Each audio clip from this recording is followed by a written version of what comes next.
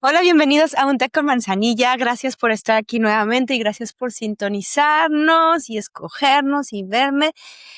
A quien sea nuevo en el podcast, pues gracias. Hay muchísimos episodios en los que puedes ir y muchos temas que tratar. No tienes que tener un trastorno en la conducta alimentaria para encontrar algún tema o algún episodio que te ayude a liberarte, que te ayude a encontrarte y que te ayude a sentirte mucho más cerca de ti, de tu cuerpo, a poder cambiar la relación con la comida. Entonces te invito a que vayas y revises todos. Te juro que hay para todos y yo creo que si pudiéramos juntarlos todos, bueno, pues ya haríamos una librería completa sobre trastornos de la conducta alimentaria. Y a los que regresan, muchas gracias por tomarse el tiempo de volver. Compartan los episodios. Recuerden que a lo mejor este episodio no te hace bien a ti, pero seguramente le hará bien a otras personas. Así que gracias. Hoy quiero hablar de algo que no es nuevo, que sabemos que las mujeres actualmente en la cultura occidental estamos peleadas completamente y que además siempre estamos como midiendo, ¿será correcto, será no correcto tenerla? Y es el hambre. Y es que en realidad pienso que es algo culturalmente aprendido, esta justificación de si debemos comer o no debemos comer, si es el tiempo correcto, si es la comida correcta, si es la cantidad correcta, siempre tratando de justificar y poner en reglas externas lo que tenemos que comer o no, y obviamente desconectándonos de quién realmente somos y por supuesto no tomando en cuenta ninguna de nuestras necesidades básicas muchas veces. ¿Por qué? Porque siempre las tenemos que pasar por un colador que se llama reglas externas, cultura de dieta, gordofobia. Y hay una autora que se llama Naomi Wolf, que tiene un libro buenísimo, que léanlo por favor si están ustedes tratando de liberarse de todos estos estereotipos, liberarse de todas estas exigencias que el mundo nos pone a partir de la estética, de la belleza y del cuerpo. Se llama El mito de la belleza y es un libro que es basiquísimo. Fue escrito en 1990 y además lo lees ahorita y es como, wow, sigue pasando. O sea, han pasado casi 30 años y seguimos actuando de la misma manera. Entonces también yo me pregunto, ¿realmente hay una evolución o realmente seguimos repitiendo los patrones nada más nombrándolos diferentes? Bueno, y ella dice, una cultura obsesionada con la delgadez femenina no está realmente obsesionada con la belleza, sino con la obediencia. Y quizá justo ahí está la clave, un cuerpo hambriento, un cuerpo vigilado, un cuerpo que te sientes avergonzado de tenerlo y que constantemente estás tratando de reducirte en espacio, pero también de reducirte en energía, también reducirte para crear, para desear, para protestar, para liderar, para amar, para vivir de verdad con todas tus fuerzas. No es nada más habla de belleza y no nada más habla de estética, sino habla realmente de que tu vida se ve reducida a un solo proyecto y que en este caso el libro lo refería a la belleza, pero que la belleza implica también un estereotipo corporal y no solo un estereotipo corporal, también una forma esperada de cómo se deben comportar las mujeres según estos estereotipos. Creo que una de las revoluciones más fuertes que podemos hacer como mujeres es comer y comer cuando tengamos hambre y comer sin justificar nuestra hambre. Porque creo, y lo estaba pensando hace rato, creemos que hemos librado muchas cosas y es cierto, nos hemos librado de muchas cosas, pero aún seguimos pasando nuestra libertad por el hambre y por juicios externos y por el tamaño de nuestros cuerpos. Y realmente eso es liberación. Puede seguir condicionándonos a estándares que ni siquiera sabemos de dónde provienen, porque siempre está la pregunta, ¿y por qué delgado es mejor que ser gordo? Digo, hay muchas respuestas allá afuera, pero en realidad no llegamos al principio y fue hace décadas que nos enseñaron a que ser delgado o tener un cuerpo malnutrido, tener un cuerpo no tratado con dignidad, en realidad fue una exigencia de siglos atrás, específicamente para muchas mujeres y muy ligada a la pureza, a la religión, a la moralidad, no precisamente a lo estético, pero sí a una forma de evadir tus propios deseos y desde un lugar muy culposo. Y obviamente hoy no lo pensamos así, pero tiene una herencia y tiene una herencia cultural. No venimos de la nada y no llegamos al lugar que estamos solo porque lo inventó alguien o porque Instagram lo dijo, para nada, hay una historia atrás y eso es bien importante recordarlo. Por ejemplo, aquí puse algunos ejemplos. Si nos vamos a las épocas medievales, los ayunos religiosos eran algo que estaba constantemente ahí y que se pedía. Hombres y mujeres lo hacían, pero vamos a hablar específicamente de los hombres, de estas mujeres que se realmente ayunaban y dejaban de comer y dejaban de cumplir muchísimas de sus necesidades, se laceraban, se lastimaban a través del tormento y una forma de atormentarse en el hambre. ¿Por qué? Porque era una forma de decirle al mundo, domino mi cuerpo. Puedo dominar este cuerpo y puedo quitarme esa necesidad de satisfacción, de placer que el cuerpo pecaminoso me evita conectarme con Dios. Un poco similar a muchos mensajes que todavía oímos hoy y estamos hablando siglos atrás. Se nos enseñó como mujeres que dominar el hambre era dominar la carne, el deseo, la sexualidad y la voluntad propia. Y es que antes de que el hambre femenina fuera castigada por no caber en una cierta talla o en un vestido, ya había moral ahí, ya había parte del sistema religioso que en ese momento era uno de los sistemas más pesados, que nos decía comer poco es ser puro, te acercas mucho más a Dios, te acercas mucho más y al sacrificio y por lo tanto eres mucho más virtuosa. Y aunque no se veía literalmente por buscar un estándar de cuerpo, y se veía desde este lugar de quitarte la posibilidad de disfrutar, sino más bien siempre estar pagando alguna culpa, avergonzándote por sentir, luciéndote a un objeto solo de sacrificio. Si lo ves desde ahí es horrible, porque imagínate, si yo te dijera ahorita, ok, no comas para que hagas un sacrificio divino, muchos a lo mejor me dirían, no estás loca, pero en realidad de ahí viene. Muchas de nuestras formas de comer vienen por una moralidad religiosa y por una moralidad sistémica y nos los tenemos que preguntar. Cuando dejamos de comer, no estamos realmente diciendo estoy en contra de lo que nos hace daño, sino estoy aceptando partes y estoy siendo como conveniente a ese sistema que me oprime constantemente. Una historia muy conocida que se refiere, y si no la conoces, puedes investigar. Ve a YouTube, hay mucha información ahí. Es de Catalina de Siena, que obviamente desde su parte muy espiritual y que quería consagrarse a Dios y buscar esta cercanía hacia Jesús y hacia el sacrificio que él mismo y volver a sentir lo que él sintió en su carne cuando fue crucificado, bueno, pues hacía laceraciones, pero también hacía ayunos muy extremos y de hecho se le conocía como una falta de apetito milagroso, como un milagro que ella no pudiera sentir tanta hambre. De hecho, hay un término que se llama Ineida prodigio y se refiere a, wow, este milagro que le sucede a esta mujer que no puede sentir el hambre. Obviamente, siglos después se estudió que no nada más no podía sentir el hambre, entre comillas, sino que tenía una anorexia, que si bien no se le conoce como una anorexia nerviosa porque no estaba buscando una estética, sí tiene las complicaciones de una anorexia como tal y se le refiere ahora como mirabilis, como una anorexia, o sea, una restricción alimentaria no ligada hacia la imagen corporal, pero aún así tiene las mismas repercusiones. Y es que volvemos a lo que hemos dicho en muchos episodios atrás, no importa de dónde provenga tu restricción, al final el cuerpo humano es cuerpo humano y va a responder biológicamente a esa restricción de maneras muy similares. Al grado de que, bueno, muchos de sus confesores, de sus maestros, de sus profesores, de personas arriba de ella, le pedían que comiera, o sea, que dejara de hacer estos ayunos tan prolongados y ella no lo podía dejar de hacer. Ya tenía como una complejidad incluso en volver a realimentarse y cada vez se volvían mucho más extremos sus ayunos.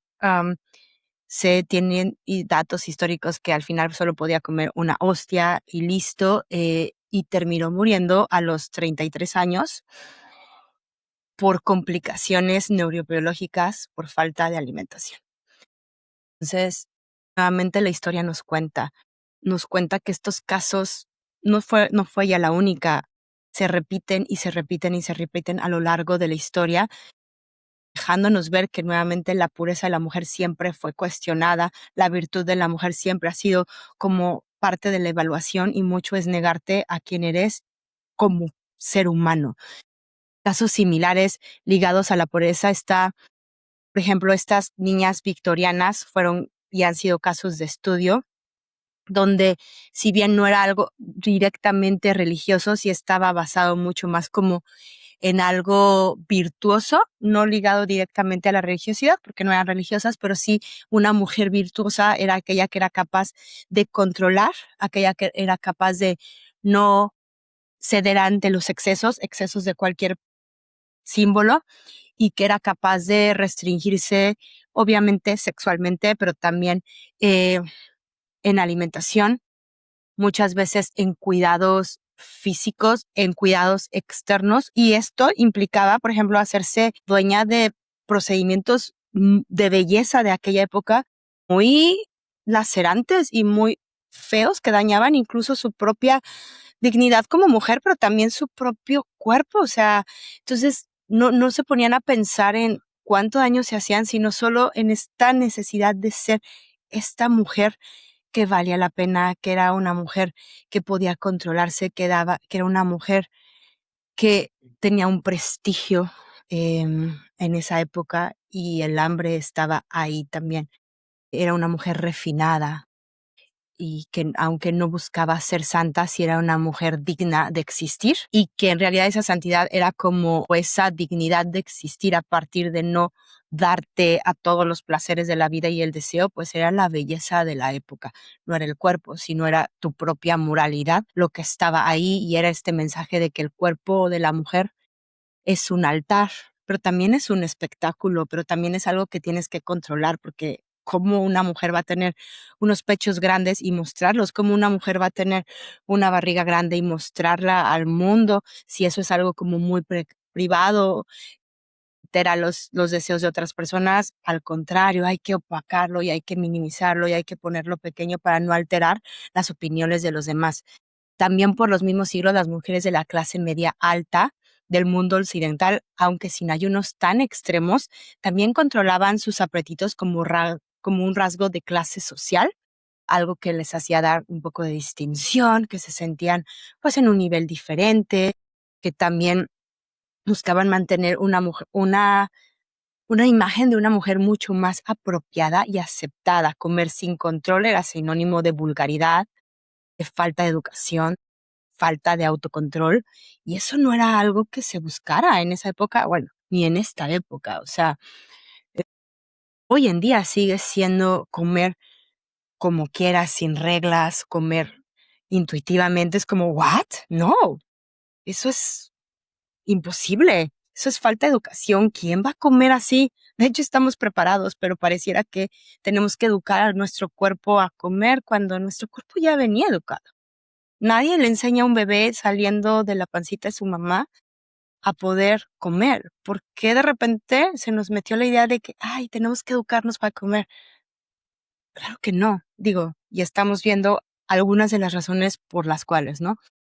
La verdad es que la pelea de las mujeres con el hambre no empezó, te lo decía hace rato, hace 10 años, ni 20, ni hace un siglo, empezó siglos y siglos atrás, donde el hambre femenina ha sido espiritualizada, ha sido moralizada, ha sido vigilada y ha sido convertida en si eres digna o no de existir. A veces se la llamó pureza, a veces se le llamó disciplina, a veces fue feminidad, a veces se le ha llamado hoy salud. También se te dice quererte, respetarte, pero en realidad, ¿es eso? ¿O en realidad estamos siguiendo normas que ni siquiera las entendemos, ni siquiera sabemos de dónde vienen? Y al final sigue siendo un mensaje directo de una mujer buena, una mujer que vale la pena, una mujer que es verdaderamente mujer, sabe controlarse, sabe guardar silencio, sabe ocupar el menor espacio que pueda, sabe no desear demasiado ni ser demasiado, sabe no necesitar, sabe callarse internamente, no solo con su voz. Y creo que somos ya una generación que debemos emprender el viaje a quitar ese estereotipo de mujer buena, porque Nuestra hambre no tiene que ver nada con moral. Tu hambre es algo biológico y natural. ¿Qué significa el hambre? Entonces, el hambre es una señal de vida compleja y surge cuando el cuerpo detecta que necesita, claro, energía, nutrientes o llegar a un estado de homeostasis. El hambre es el resultado de una comunicación constante entre tu cuerpo, tu corazón, tu alma, tus hormonas, tus sistemas internos, tu cultura. No es algo tan simple como decir, ahí son las 8 de la mañana, me toca comer. No es algo tan sencillo como eso, no es algo tan reglamentario como nos los han puesto. Dentro del proceso del hambre, a nivel físico, pasan muchísimas cosas, muchas hormonas, sistemas que juegan papeles importantes para determinar qué, cuánto y en qué momento comer. No nada más es una regla, no nada más es un plan alimentario, no nada más es un libro. Hay procesos internos destinados y puestos en ti naturalmente para comer. ¿En qué momento se nos olvidó eso? ¿Cuándo creímos la mentira? Un papelito, que una tablita en el médico nos podía decir cuándo podemos comer y cuándo no. Ya tenemos todo internamente. Voy a hablar como cosas técnicas que me parece importante mencionarlas. El hipotálamo es una de las regiones del cerebro que ayudan a regular nuestros niveles de energía y muchas funciones, pero vamos a enfocarnos solo en el hambre hoy. Y también participan dentro de este proceso del hambre. El hipotálamo manda todas estas señales y las hormonas como la grelina, que es la que se aumenta antes de comer y que estimula nuestro apetito, como la leptina, que informa que tenemos bajas o que estamos bien de reservas energéticas en el cuerpo, la insulina, que nos dice que nuestra glucosa está cambiando, por cierto, que nuestra glucosa cambie, es algo totalmente natural. Que tengamos picos de glucosa es algo esperado, no podemos tener no picos de glucosa, es esperado. Pero nuevamente está todo este sistema de medirnos hasta la glucosa para ver si merecemos comer o no, cuando nuestro sistema está preparado para eso. Y bueno, un montón de señales digestivas que nos ayudan a comunicar si necesitamos alimento, qué tipo de alimento, porque de hecho también nuestros antojos nos hablan de qué tipo de alimento, si es momento y cuánto comer, sabemos hacerlo. También existe un complejo circuito dentro de nosotros en el que están involucradas varias partes del cerebro que están compuestas por neuronas que son neurotransmisores, que mandan neurotransmisores, entre ellos la dopamina. ¿Por qué? Porque también lo que comemos trae satisfacción. Claro que cuando van estos estudios a medir que la comida o el azúcar crea adicción porque la dopamina se sube, es que se va porque estamos tan bien creados que, en este caso, Dios, el universo, la tierra, lo que sea, nos creó tan perfecto que nos gusta comer. Qué jodido sería comer sin que nos guste comer, sería una tortura. Imagínate, ponerte algo en la boca que no sabe bien, pero que además te lo tienes que tragar, pero que además tienes que pasar 3 veces al día. No, la dopamina está ahí porque nos comunica, qué rico, esto me gusta, necesito más. Hay una función. No tiene nada de malo que nos guste la comida. Qué bueno que nos gusta. La memoria también juega un papel importante, que está en toda nuestra corteza prefrontal, toda esta parte de ser más analíticas, recordar toda la información, ponerla en juego con todo lo que estamos sintiendo, nuestras experiencias. Es parte del proceso de comer porque nos ayuda a decidir qué queremos comer. Forma parte entonces de nuestras decisiones alimentarias. El problema surge cuando la única parte de este proceso que escuchamos es solo esta parte lógica de decir, tengo hambre, pero déjame ir a mi parte lógica a ver si merezco comer según todas mis experiencias, y claro, me voy a todo lo externo y dejo de escuchar todo el otro proceso que ya está pasando dentro de mí. Además, no solo lo dejo de escuchar, lo cuestiono y lo callo. Porque además nos olvidamos cuando solo utilizamos esta parte y cuando nos cegamos a solo encontrar evidencia de que sí puedo comer, nos desconectamos totalmente y nos olvidamos que el hambre no solo habla de lo que estamos comiendo, sino también habla de quién somos, desde dónde nacimos, cómo nos vinculamos con nuestro entorno, habla de nuestra historia genealógica, habla de cómo se encuentra nuestro sistema nervioso. El hambre es la señal que manda nuestro cuerpo no solo para mantenernos con una energía adecuada, que esto es muy parte de la cultura de la dieta y muchísimo parte también del sistema médico de come solo para reintegrar energía, sino más bien es una conexión de vida extensa y profunda que no se queda nada más en nutrientes y que seguramente tú que me estás oyendo lo puedes entender, porque a veces no decimos que sí a un postre porque no se nos antoje realmente mucho. Decimos que sí por el momento, por el evento, por estar y compartir un momento con las otras personas, por celebrar. Y eso también es alimentación y esa hambre también es válida. Pero de repente cuando queremos poner todo esto y reducir al hambre a solo si necesito comer o no en cuestión de energía, pues nos estamos perdiendo de la riqueza y de esta señal vital que es el hambre. Al final, el hambre es una señal adaptativa de regulación energética que está ahí dentro del paquete de supervivencia básica. No la pediste, venía en tu paquete de ser humano. Cuando te hiciste ser humano en ese lugar, pues te pusieron hambre ahí. No es algo que fuera opcional, ahí estuvo y es parte de tu supervivencia y es parte de que estés en este planeta y de hecho gracias a esa hambre puedes estar escuchando el podcast hoy.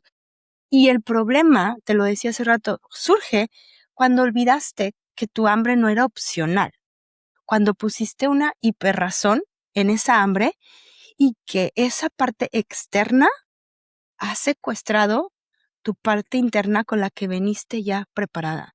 Me gustaría ahorita también nombrar, porque seguramente hay personas allá afuera que están escuchando y dicen, sí, pero es que hay tipos de hambre. Hay unas hambres que sí puedo contestar y otras hambres que no puedo contestar porque nuestras redes sociales se han encargado de decirnos que hay muchos tipos de hambre y que unas son más importantes y unas son más verdaderas y unas sí debemos de contestar y otras en ocasiones y otras definitivamente hay que ignorarlas y eso también va a depender mucho del tamaño de tu cuerpo. No lo podemos negar, o sea, una persona que es delgada puede ceder a cualquier tipo de hambre porque pues, es delgada, tiene derecho. Pero una persona que vive con un cuerpo grande, por supuesto que no tiene derecho a sentir casi ninguna hambre y prácticamente que su hambre física sea la mínima porque no perdió la posibilidad de alimentarse teniendo ese cuerpo. ¿What? ¿En qué parte de nuestra biología dice si tu cuerpo es grande, el hambre va a ser menos, si tu cuerpo es chico, el hambre va a ser más? En ninguna. Eso fue algo externo. Y viene de la historia, no viene de algo que yo, Carla, me está inventando o de una nueva tendencia, como están diciendo, viene de la historia. Nos han querido callar a través del hambre y de controlar esa parte. Entendamos que el hambre no es una negociación, no es algo que yo pueda decir, hoy sí como, mañana no, hoy me lo merezco, mañana no. Sí es importante entenderla, pero creo que es más importante que entenderla, responderla, porque ¿de qué me sirve estar analizando 300 horas si necesito comer o no comer, si al final no voy a estar respondiendo a algo que mi cuerpo me está pidiendo constantemente y que habla de sobrevivir, de seguir viva en este planeta y viva no solo con un corazón latiendo, porque no solo yo tuve anorexia y mi corazón latía y seguramente tú que me estás escuchando, tu corazón late, pero eso es vida. ¿Realmente estás viviendo ahí? Porque tu corazón late. No, que tu corazón lata no significa solo que estás viva. Bueno, significa que estás viva, pero no estás viviendo al 100% ni estás disfrutando de vivir, simplemente estás existiendo. Y creo que es el momento de decir, no se vale nada más existir si podemos vivir. Y tenemos la opción de vivir y tenemos la opción de responder. Y aunque entiendo que es difícil porque hay muchos mensajes allá afuera que nos dicen, no respondas a todas estas hambres, no respondas si comiste hace una hora, no respondas y que quieren poner y cada vez más reglamentar esa hambre, tenemos que encontrar y responder y saber y confiar que mientras nosotros sigamos poniéndole reglas a algo que esté entre nosotros, nunca nos vamos a aprender a conectar y menos a tener confianza entre nosotros, menos en nuestro interior. ¿Cómo voy a saber regular mi hambre si no me doy el chance de sentirla? ¿Cómo voy a poder confiar en que mi cuerpo sabe qué hacer con mi hambre si no me doy la oportunidad de confiar en esa hambre y las experiencias para que yo pueda escuchar y confiar y entablar una relación con mi hambre. Mi cuerpo y el tamaño de mi cuerpo no tienen que ver con el hambre, nada. Claro que los sistemas y específicamente la gordofobia nos has dicho, tu hambre va muy ligada a tu tamaño de cuerpo. Eso no es cierto. Eso es algo que nos pusieron, pero en realidad todos tenemos derecho a tener hambres independientemente del tamaño de nuestro cuerpo. Es tu conexión vital.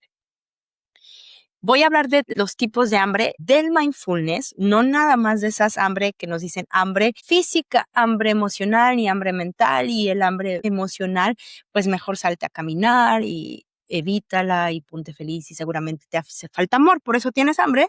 Entonces háblale a alguien que te dé amor y el hambre se te va a quitar. Mucha suerte con esos consejos porque ni el hambre se les va a quitar y si no saben contestar al hambre, pues tampoco van a saber contestar al amor, porque no van a estar recibiendo el amor, porque tampoco están recibiendo su conexión interna. Suerte a todos los que dan esos consejos de responder o evitar el hambre emocional solo contestando a la parte emocional, porque si no hay una conexión interna, no vas a poder y va a ser súper duro poder responder adecuadamente a tus emociones. ¿Cuáles son estas hambres? Bueno, que habla el mindfulness y que, ojo, ninguna es más importante que otra, ni ninguna tienes que responder mejor que otras, todas son tan válidas y todas están ahí porque deben de existir. Una es el hambre visual, que es cuando yo veo las comidas o cuando yo veo eso que me apetece. Incluso en la anorexia tenemos cosas como antojos o esta hambre visual, ahí está. Y en todos los trastornos, o sea, veo algo que es súper raro, además que no entiendo por qué se me antoja. A veces gente quiere comer tierra, quiere comer plantas, quiere comer cosas que en su estado natural jamás quisiera comer, pero habla esta hambre visual también de una necesidad interna y de una carencia interna a nivel nutriológico y de muchos otros niveles. También está el hambre del olfato, que es, yo creo que una de las más fuertes. O sea, ¿cuántas veces hemos pasado fuera de una panadería y olemos el pan y es así de, me podría comer un pan ahorita mismo, no tengo hambre, no importa que acabe de desayunar hace un segundo, se me antoja y lo quiero. Esta hambre del sentido de la boca, de sentir algo que truene, de la temperatura. ¿Cuántas veces en tiempo de frío queremos un caldito caliente o un cafecito? O cuando está haciendo mucho calor y nos dicen, ¿quieres algo caliente? No, yo quiero como algo más frío. Quiero también sentir a lo mejor el crunch de algo o quiero tal vez sentir como la textura cremosa. Hay esta hambre de boca, está el hambre física o aquí la conocen como el hambre de estómago, esa que está bien a lo mejor ya con algunos ruidos en tu pancita, sientes alguna incomodidad, te sientes como vacía.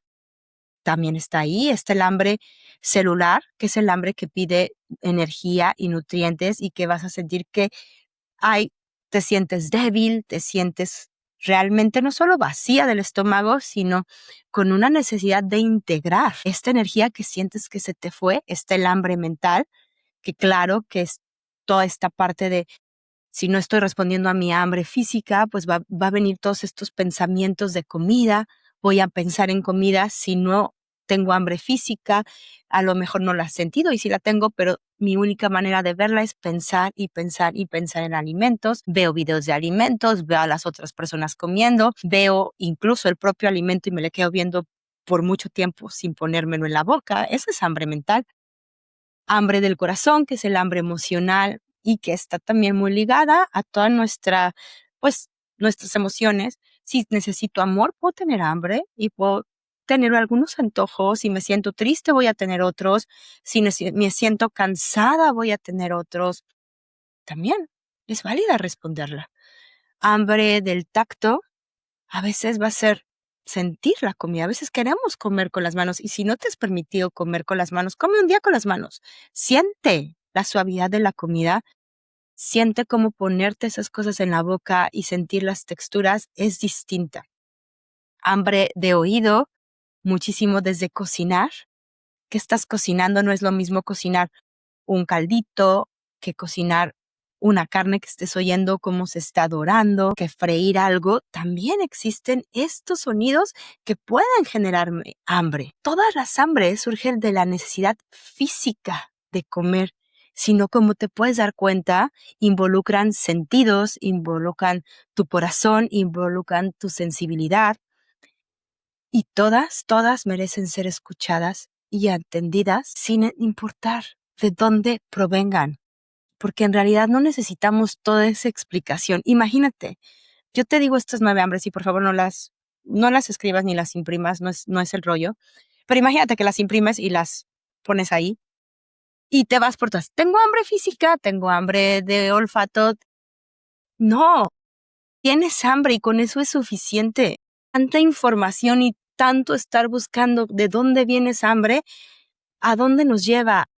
Primero, tratar de justificar y sentirnos bien y quitarnos la culpa y saber que es el momento correcto y ser perfectas, porque además está este perfeccionismo que tengo que comer cuando sea correcto, tiene que valer la pena comer, tengo que verse bien para comer, tiene que ser todas estas reglas alrededor del hambre. No, si tienes hambre, estas 9 tipos de hambre te enseñan a que puede venir de cualquier lado, come, está bien comer y está bien saber también, a lo mejor me siento triste y se me antoja X, me lo permito y también honro mis emociones, no escondo mis emociones, también me permito sentir. Estoy pensando mucho en comida, ¿será que no estoy dándome la oportunidad o me estoy negando al hambre física y mi cuerpo me está diciendo que tengo que comer a partir de pensamientos? ¿Sabes qué? Oí a alguien comer unas papas al lado de mí y se me hizo agua a la boca. ¿Será que está relacionado con lo que estoy escuchando? O también a lo mejor estoy teniendo muchísimo estrés y el hecho de escucharlo me ayuda un poco también a sacarlo, pero eso no significa que no vayas a comprarte unas papas. Si quieres unas papas, come unas papas. Si quieres un pastel, cómete un pastel. Al final, si confiamos y sabemos que nuestro cuerpo sabe mucho más que todas esas reglas externas, nuestro cuerpo va a saber qué hacer con las papas, con el pastel y con el hambre después de las papas y el pastel, porque también hay mucha idea de que, ok, es que si me como el pastel, luego me voy a querer comer otro pastel, y si no, y si te comes el pastel con toda la libertad y de repente te das cuenta que actually ya no quieres otro, pero la única manera de saber que no va a pasar es permitiéndote y escuchándote y quitando el juicio y todas estas experiencias externas que están condicionando si tu hambre es buena o no es buena. Y entonces creo que nos damos cuenta que aprendimos que el hambre no es el problema a vencer, sino el problema a vencer es quitarnos todas esas cuestionamientos, todas esas preconcepciones, todas esas cosas externas que nos han hecho desconectarnos de lo que ya veníamos preparamos. Nacimos equipadas con hambre, sabemos qué hacer con el hambre y el cuerpo la puso ahí para protegernos, para guiarnos, para mantenernos vivas. Entonces, ¿por qué vivir el hambre como si fuera un error de producción en nosotras?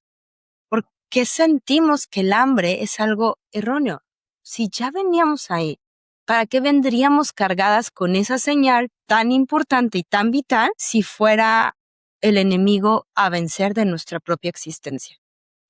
Qué broma tan pesada de Dios, ¿no? O sea, ponernos hambre ahí para luego tener que controlar el hambre. No está padre. No creo que haya sido desde ahí. Yo creo que si no las pusieron y si las tenemos es porque tiene una función y una función importantísima más allá, te lo decía hace rato, de que simplemente estés viva físicamente. Tiene una conexión mucho más pesada porque el ser humano y especialmente las mujeres hemos tenido que justificar todo lo que sea para sostener nuestras necesidades básicas internas, poniendo siempre por delante las necesidades externas y de otros.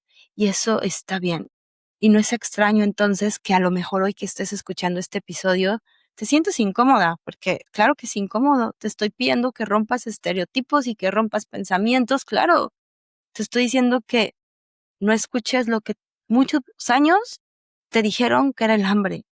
Claro que cuando llegan gente conmigo, clientes, y les dices, puedes comer lo que quieras, la primera palabra es no, yo no puedo, o se sienten con miedo, o dudan mucho. Pues claro, porque además han comparado su hambre con todo esto externo que les han dicho, no deberías tener esta hambre, o está mal que comas esto, y entonces empiezan a internalizar, y cuando tú les dices, wow, puedes comer lo que quieras, ¿pero por qué? ¿Por qué puedo comer una hora después de que acabo de comer? Eso no está bien. Y sacan todas sus experiencias que son muy válidas y que yo las tuve también y que yo también, como tú, tenía que justificar cada comida que me ponía en la boca y entenderla.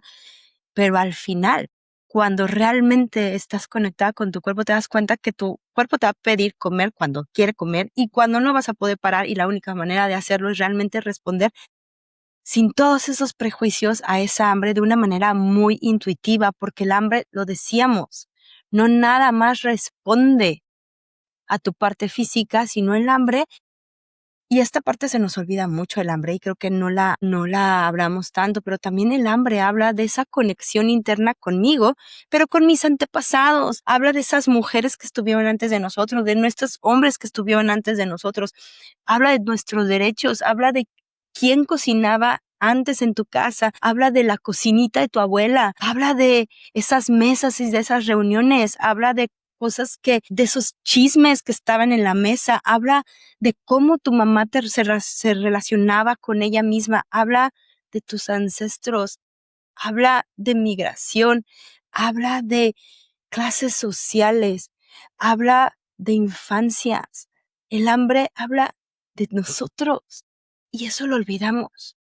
Cada que tú te comes un platillo tradicional, no solo estás comiéndote calorías, estás comiéndote tu tradición y estás honrando cada cosa que está, cada ingrediente. Yo la verdad es que no tengo un huerto, pero dicen que incluso tener un huerto y poder comer lo que está en ese huerto da una sensación espiritual muy intensa de poder comer lo que tus manos sembraron. Pero bueno, si tú como yo no tienes un huerto, imagínate todas esas manos que pasaron para que tú tengas ese pan que hoy rechazas en tu mesa solo porque tiene muchísimas calorías y te va a hacer no cumplir un estándar de belleza que el mundo te demanda.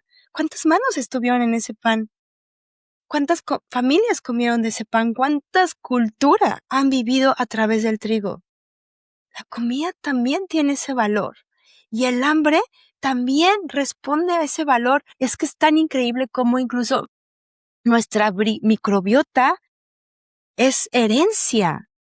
La microbiota con la que naciste es herencia de tu mamá y es herencia de todas sus experiencias y de tu papá, y vienes preparada. De hecho, hay muchos estudios que dicen que cuando los niños, no sé, nacen, son mexicanos, de papás mexicanos, y nacen en Europa o en Asia, en un principio esa microbiota le va a costar adaptarse a el entorno, a la comida de ese entorno, a la forma de preparación, porque internamente su sistema digestivo no venía preparado con esa posibilidad de digerir esa comida.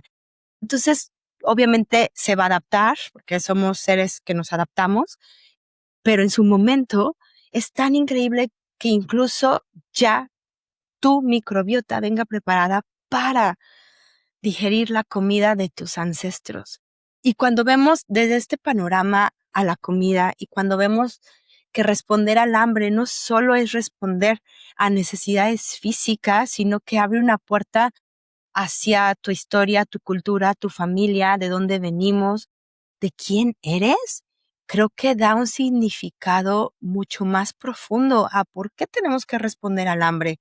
Porque ya no importa entonces si esa hambre es moralmente buena o mala. Al final esa hambre está ahí por una razón mucho más intensa y mucho más profunda que eso que yo creo que tengo que justificar, y que además me conecta con muchas cosas de mí e integra en mi persona quién soy y le da un significado también diferente a ese quién soy. Y después de todo esto, a lo mejor, o a mí me surgió esta pregunta, bueno, sí entiendo toda esta explicación, pero ¿cómo armonizo mi vida alrededor de esta hambre, que aunque sé que es natural, me cuesta trabajo. Y armonizar tu vida alrededor de esta hambre es reconocer que el hambre no es tu opción, no es opcional, es parte de ti. Es una señal que está ahí para preservar tu vida y la vida que dijimos en todos los sentidos. Es recordarnos que somos parte de la naturaleza y que compartimos necesidades vitales. Y es quitarnos también de ese centro de la existencia de decir, yo puedo controlar todo, yo no necesito de nadie, de esta autosuficiencia enfermiza. No, necesito de alimentos, necesito de la tierra, necesito de estos frutos, necesito de los animales. Recordarnos que somos parte de un sistema y hay algunas religiones allá afuera que es tan significativo el hecho de comer que de hecho es como regresar, es cuando ingieres lo que la madre tierra te da, es como volver a conectar esta parte de la energía que puso la madre tierra en ti, comértela y tú regresarla al mundo en diferentes maneras. Imagínate qué tan profundo es eso, que solo el hecho o el movimiento occidental de come solo cuando te toque comer y tengas hambre y cuando se justifique. ¿Really? ¿Nos queremos quedar tan chiquitos en eso? Porque el hambre es mucho más. Es comenzar a explorar la posibilidad de que puedes tener una relación hermosa con tu cuerpo, que puedes respetarte, que puedes encontrar quién eres desde lo espiritual, puedes crear canales de comunicación que realmente valoren quién eres desde lo interno y que también valoren tu cuerpo sin la necesidad de controlar ese resultado externo. También es entender que el hambre no siempre va a ser perfecta y que no siempre va a venir de la manera en que tú esperas que venga. A veces va a llegar sí como algo que se te antoja, pero a veces va a llegar como ansiedad, a veces va a llegar con el cansancio, a veces vas a tener hambre todo el día, a veces no vas a tener hambre todo el día, a veces va a venir porque te acordaste de algo, a veces alguien va a traer algo y vas a querer comerlo aunque no tengas hambre de ningún tipo por estar con esa persona y está bien. Porque entonces le das al valor al hambre desde un lugar mucho más profundo, que es donde debería de venir. Porque, ¿qué vale más? Responder a eso externo que está allá afuera y que además cambia todo el tiempo. O sea, si vamos 10 años atrás, había cosas que tenías que comer o que eran lo mejor que podías comer, que hoy dices, ¿cómo podía decirme que eso era la mejor opción o la más sana de alimentarme? Ya 10 años después es distinto. En 20 años nos van a decir que comer X cosa es lo mejor y es la maravilla del mundo, y entonces vamos a voltear atrás y vamos a decir, puta, la proteína no era la maravilla del mundo. Son cosas que cambian, pero si nos conectamos con nosotros y si sabemos escucharnos y si sabemos respetarnos, esa hambre, aunque cambie, la vamos a poder escuchar sin necesidad de permisos externos. Armonizar nuestra vida alrededor del hambre implica crear ritmos de cuidado, comer suficiente, comer con regularidad, permitirnos el placer. Durísimo, porque no nos permitimos el placer cuando nos restringimos del hambre. Es que no hay restricción con placer, no puede existir, en verdad. Permitirnos tener comida disponible. Súper interesante ir a las casas de las personas que tienen un trastorno de la comida, de la conducta alimentaria y ver sus refris. Muchos de ellos están vacíos o con 5 alimentos, porque una, o tienen miedo de comerse todos y compran más, o dos, sus necesidades son tan pobres y tan bajas que solo incluyen eso. Darnos el permiso de dejar de negociar cada necesidad, honrar esas necesidades, y hablo de toda, porque si yo restringo el hambre, seguramente también estoy restringiendo mi calidad de sueño, seguramente estoy restringiendo mi calidad de diversión, seguramente estoy restringiéndome mi compromiso de cuidado con la salud, aunque lo haga por salud, todas las otras cosas seguramente no las estoy poniendo ahí. Entonces, el armonizar con mi hambre significa realmente darme un cuidado en todos los sentidos y ser compasivos con nosotros mismos. Evidentemente, no puede haber un proceso de sanar sin compasión. Necesito ofrecerme compasión todos los días. Y eso no me va a hacer débil, de hecho me va a hacer mucho más fuerte. Y de hecho me va llevar a lugares mucho más altos y mucho más cercanos a mí que el estar todo el tiempo martirizándome con vergüenza, con culpa, con juicios, por el hambre o por lo que sea. En realidad, armonizar con el hambre es dejar de controlar el hambre. Y a lo mejor la pregunta vendría desde este lugar de cómo puedo vivir de una manera en la que mi hambre no tenga que ser una emergencia para ser escuchada. No tenga que venir desde el trastorno para ser escuchada, desde este dolor de estómago, desde estas alarmas de todo nuestro sistema nervioso que necesitamos escucharlo, sino desde un lugar de cuidado, de amor, de escucha, de compasión. Y ahí es cuando estaremos armonizando nuestra hambre. Bueno, espero que este episodio te haya gustado y que después de escucharlo puedas, al menos en el momento hoy, porque igual que tú escuchaba podcast y sé que escucharlo suena bonito y luego llevarlo a cabo puede tener mucho más reto, pero que al menos hoy, en algún momento, cuando una hambre surja, te sirva para reconectarte y decir, no nada más tengo que justificarla por cosas externas y no tiene mucho valor. Y esta hambre habla de mucho más que nutrientes. Habla de mí, habla de mi vida y habla de mi pasado, de mi conexión, de muchas áreas que también tengo que contemplar. Muchas gracias por escucharme. Compartan el episodio. Si tienen preguntas, mándalos. Si quieren que haya un episodio de algo en específico, lo pueden sugerir aquí, en redes sociales, en donde sea. Bueno, bye.